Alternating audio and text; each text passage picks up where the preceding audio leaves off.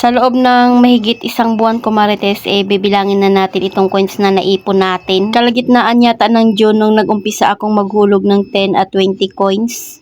Pero dahil hindi ko naman nga po ito nagamit doon sa paggagamitan ko, bilangin ko na para maipamili ko nga ito ng paninda at makapag-ipon na naman ulit. Ilang beses ko na nga rin po napaliwanag, kumarites, kung paano nga po yung diskarte ko sa pag-iipon ng mga bariya. Dahil alam naman natin na kailangan din talaga natin ng puhunan pampaikot ng mga paninda dito sa ating munting tindahan. Itong mga tinatabi ko nga pong 20 pesos na coins at 10 ay yung mga sukli o di kaya benta doon sa tindahan. Pero hindi ko nga po pinapakialaman yung benta ng mga nakahiwalay na paninda. Basta pag may nakikita nga po ako ng 10 at 20 na coins ay tinatabi ko na iyan. Pero dahil wala naman sarado itong aking alkansya, minsan ay nasusukli ko nga pag nauubusan kami ng panukli na bariya. Syempre habang nagbibilang tayo dyan ay meron pa ring bumibili sa ating munting tindahan, kaya kailangan din natin muna bigyan. Huwag na nating mamaliitin ang mga coins na 20 pesos at 10, abay pwede mo nga rin iyan idagdag pampuhunan. At dahil wala naman nga po sa plano ko, kumarites, kung anong bibilhin ko dito, kaya ibibili ko na nga lang po ito ng mga paninda. Last year kasi nung nakaipon kami ng 10,000 mahigit ay printer nga po yung aking binili. Libre print na nga rin po sa dalawa kong estudyante dahil minsan ay anong oras ko na nga nalalaman yung mga assignment nila. Tapos kumikita pa nga, kumarites, dahil sa print, lamination at xerox. Kaya kahit barya lang nung naitatabi pa natin, kumarites, ay talaga namang malaking bagay din ito sa atin. Dati nagumpisa akong magtabi, kumarites, ng mga 10 pesos na coins. Masarap din talaga sa pakiramdam na nakakaipon nga tayo kahit barya lang dahil may madudukot nga rin tayo. Yung tipong hindi mo na nga kailangang umutang pag kailangan mo ng pera. Inuna ko nga pong bilangin dyan yung 20 pesos na coin. Next naman nga po ay itong tig 10 piso. Nakakatawa nga, kumarites, na hindi ko nga na-expect na aabot nga po ito ng 10k. 10,230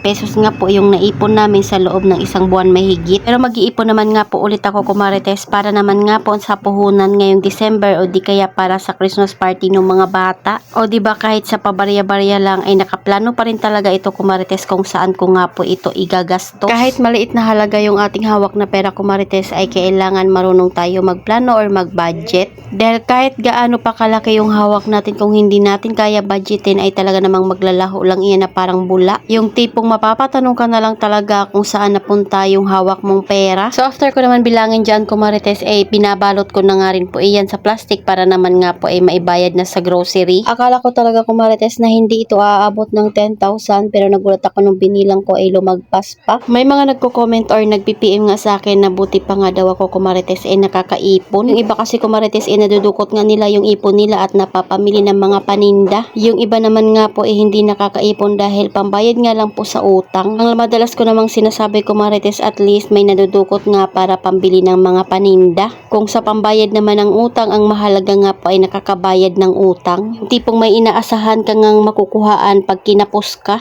Kaya kahit anumang sitwasyon ang meron tayo, kumarites, ang mahalaga nga po ay nalalagpasan natin iyon araw-araw. Pagkagabi naman nga inutusan ko si Kuya Sian na mag-grocery. Kahit hindi nga Saturday or Friday, kumarites, meron pa rin talaga bumibili sa atin ng mga inumin. Kaya mahalaga na may stock tayo nito. Advantage lang talaga, kumarites, pag may mga stock ka, kahit hindi mo suki ay mapapabili pa rin talaga sa'yo. Lalo na doon sa binibilhan nilang tindahan ay laging ubos ng mga ganito. Kaya lang minsan ay nauubusan nga ako ng malamig. Kaya imbis na lumipat, kumarites, ang ginagawa ko nga ay nagbabawas ako ng 5 piso para may pambili sila ng ice. At pag meron naman nga po ako ice ay binibigyan ko na lang. Minsan ay kailangan din talaga natin mag-adjust, kumarites, sa ating mga customer para balik-balikan tayo. Kahit kaunti lang yung magiging kita natin, ang mahalaga meron pa rin kita. Mas okay na yung may kaunting kita kaysa naman nga po walang kita. Yung tipong uutangin yung paninda mo tapos hindi naman nga po nababayaran. Nagbayad nga sa atin ng 1,000, kumarites, at 20 pesos lang yung bawas. Natin yan, kumarites, dahil kita din iyan. Ito lang din yung advantage pag meron tayong mga panukli. Ayan, at isa-isa kong binibilang yung sukli at isa-isa ko ring nilalapag para sure talaga tayo na tama yung sukli natin at wala nga silang angal. Kayo ba, kumarites, nagbibigay ba kayo ng paninda pag alam nyo ang 1,000 yung pera tapos halos na sa 20 pesos lang yung bawas? Ako kasi ay oo talaga basta may panukli lang ako.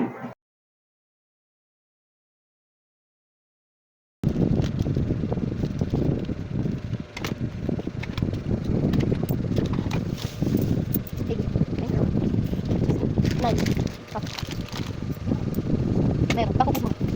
20. Plastic.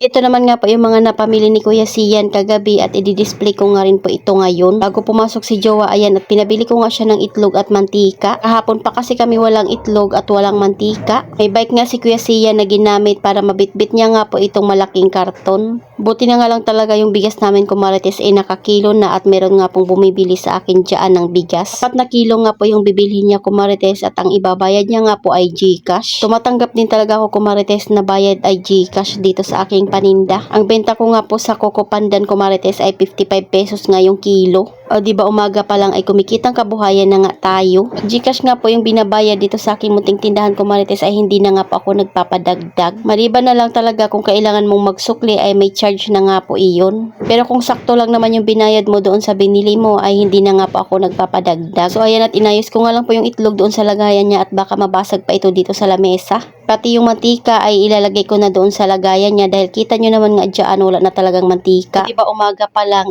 talaga namang na-exercise nitong ating katawan. So yun lang muna kumarites. Salamat sa panonood. Follow for more. God bless us. At sana i-share nyo na nga rin po itong aking video.